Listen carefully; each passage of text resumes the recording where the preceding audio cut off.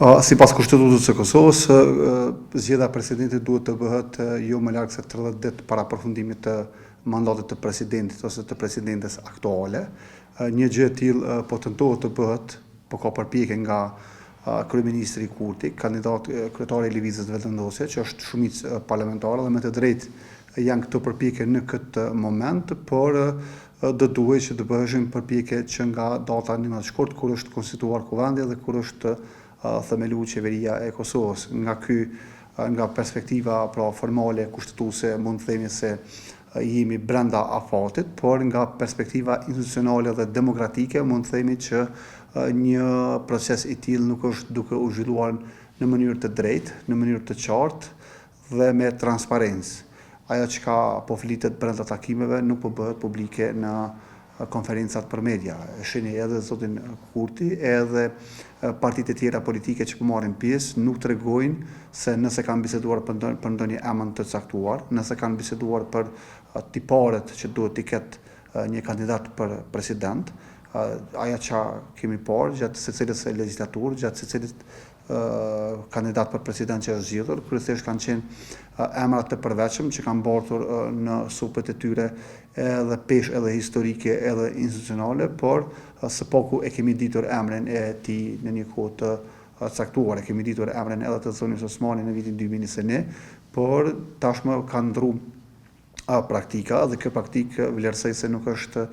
praktikë e shëndetshme për demokracinë, për shtendërtimin edhe për ndërtimin e institucioneve të Kosovës. Kryeministri Kurti, kryetari i Vetëvendosjes, që ka përgjegjësinë kryesore gati për të propozuar kandidat për president,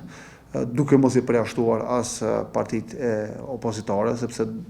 duhet me qenë në dy ruandet e parë 80 vota për në rastin nëse zgjedhet presidenti në raundën e parë, ose në rastin kur këto dy runde do të konsumohen, do të jenë 80 vota në kutitë e votimit, pra është përgjegjësi edhe e opozitës parlamentare. Të dy këto pole nuk kanë ndërtuar, si më thon, strategji të mirë të komunikimit me publikun, me organizatat e shoqërisë civile, me qytetarët e Kosovës, në mënyrë që ne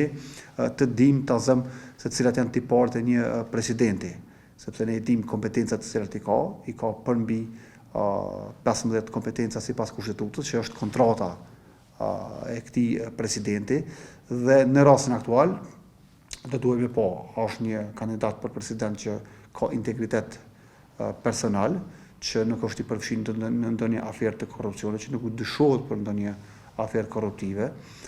një president i cili e respekton Kushtetutën, një president i cili kur bëhet fjalë për rastet e korrupsionit do të qëndroj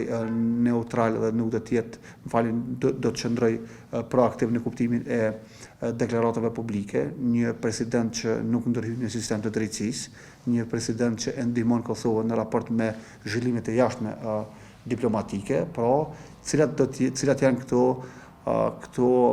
tipare, të cilat do duhet që partitë politike të diskutojnë, të bëjnë debat të mirëfillt dhe tek më pasaj të vijnë emrat. Pra, jo emrat para tipareve, jo emrat para kritereve, jo emrat para kërkesave kushtetuese, po kërkesat kushtetuese, tiparet, veçoritë e këtyre kandidatëve e më pastaj edhe kandidatët dhe emrat e caktuar. Me kushtetutë nuk thuhet saktësisht që shkojmë në zgjedhje. Pra, sigurisht se tek mos konstituimi i Kuvendit të Kosovës, ashtu edhe tek mos zgjedhja e presidentit në afatin prej 30 ditëve nuk thuhet se shkojmë automatikisht në zgjedhje. Duhet me u shpërnda kuvendi në rastin kur brenda 60 ditëve nga dita kur nis procedura për zgjedhjen e presidentit shpërndahet kuvendi dhe tek më pasaj shkojmë në zgjedhje të cilat duhet të mbahen brenda 45 ditëve nga dita e shpalljes së tyre, por vendi nuk shkon në zgjedhje automatikisht. Ndoshta mund të shkojë në zgjedhje në rast të ndonjë vlerësimi të gjykatës kushtetuese për rastin kur këtë çështje do ta dërgojë presidentja, e veçanërisht deputetët e partive politike parlamentare, në mënyrë që të mos kemi një situatë ku pas datës 4-5 mars ne zgjedhim një president jo kushtetues. Domethënë, këtë duhet me e pa në këtë prizëm, që partitë politike të dërgojnë këtë rast në gjykatën kushtetuese në mënyrë që të vlerësohet se